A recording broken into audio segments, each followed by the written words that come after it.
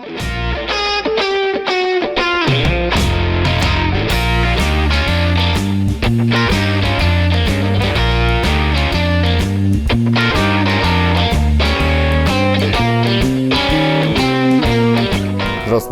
Сегодня мы будем собирать велосипед Rush компании Rich Family. Сначала мы открываем коробку. Обязательно делайте это кусачками, потому что ножом канцелярским можно поранить руку, либо попортить покрышку, порезать.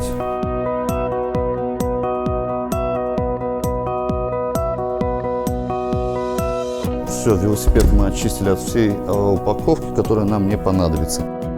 Дальше мы используем шестигранник на 4 мм, чтобы прикрутить руль к выносу. Откручиваем 4 болта, которые держат крышку выноса.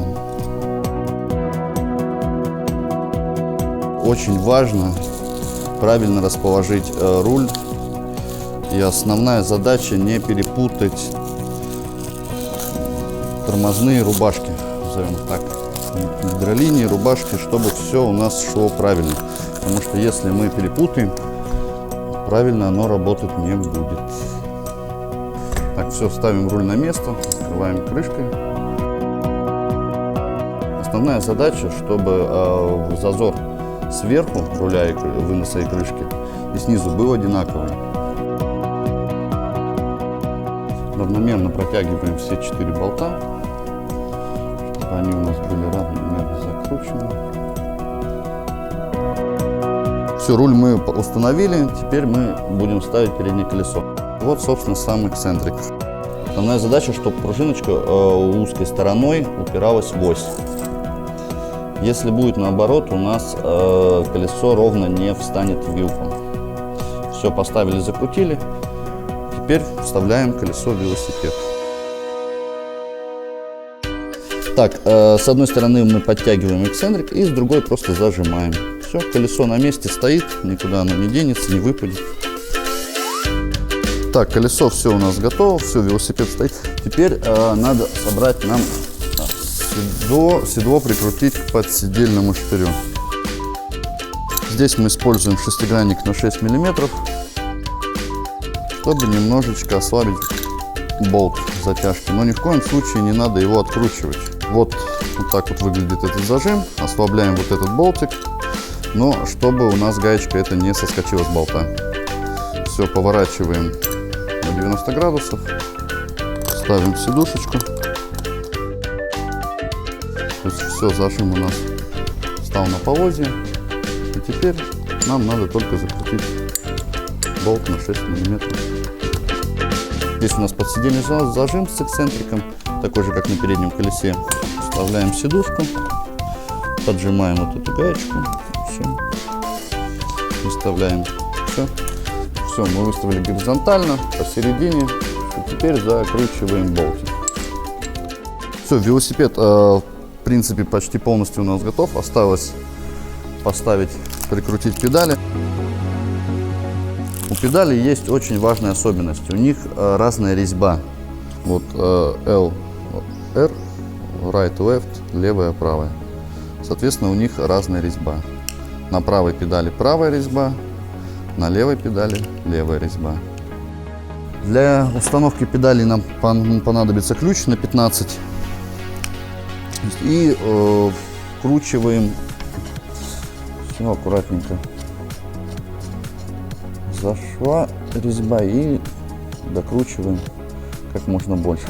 Потом обязательно надо очень сильно протянуть педаль, как можно сильнее, потому что если вы протянете слабо, она в процессе эксплуатации она у вас выкрутится и просто вырвет резьбу из шатуна.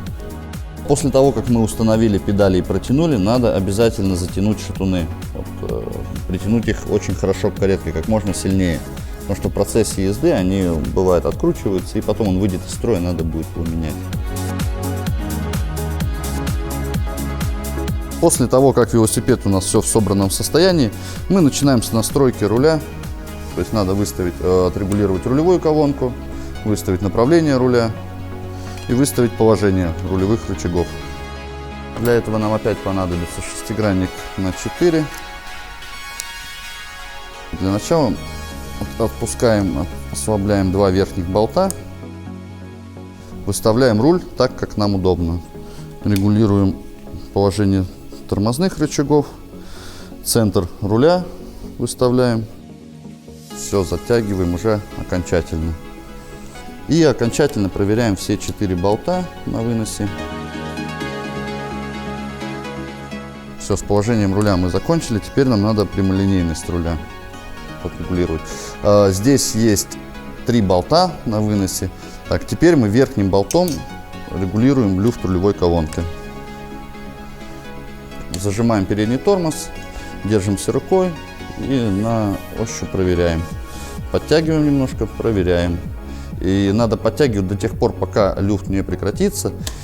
И очень важное правило, чтобы очень легко крутился руль. Потому что если вы перетянете, руль не будет крутиться, либо будет очень туго, и подшипники выйдут из строя у вас.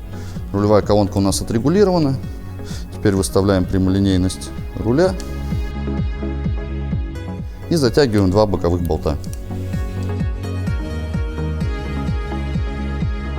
Все, рулевая колонка и руль у нас полностью отрегулирован. Все отлично крутится, легко, ничего не люфтит.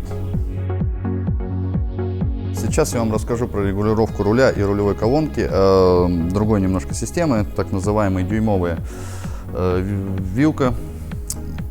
Принцип немножечко другой, но все, очень ничего сложного в этом нету. Есть вынос, на выносе есть риски, выше которых руль поднимать нельзя. То есть вставляем рулевую колоночку немножечко ниже рисочек. Все, выправляем сразу руль по прямолинейности и затягиваем шестигранником на 6 верхний болт. Все, руль мы затянули, выставили ровно. Теперь я расскажу про регулировку рулевой колонки дюймовой. Для этого нам понадобится ключ на 30. Откручиваем контрагайку.